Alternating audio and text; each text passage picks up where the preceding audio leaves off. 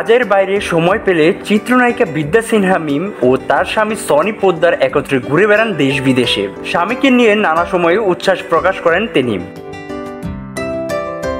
তবে এবার একটু অন্যরকম বিশেষণে বিশেষায়িত করলেন। সনি পোদ্দারকে নিয়ে বললেন, তোমার সাথে থাকা প্রতিটি মুহূর্ত জাদুর।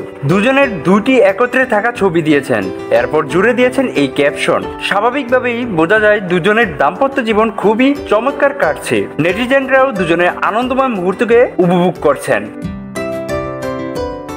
বিদ্যা সিনহা মিম 2007 সালে লাক্স চ্যানেল আই সুপারস্টার প্রতিযোগিতায় বিজয়ী হয়ে বিনোদনের জগতে পা রাখেন।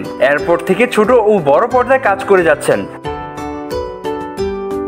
মিম অভিনীত সর্বশেষ ব্যবসা সফল সিনেমা পরাণ, এরপর দামাল ও আন্তর্জাল মুক্তি পায়। এখনো বেশ কয়েকটি নতুন সিনেমা প্রজেক্ট নিয়ে কথা হচ্ছে বলেও জানালেন তিনি। শীঘ্রই আসবে সেই সব সিনেমার ঘোষণা। স্বাধীনতা টিভি বাংলা বিনোদন ডেস্ক।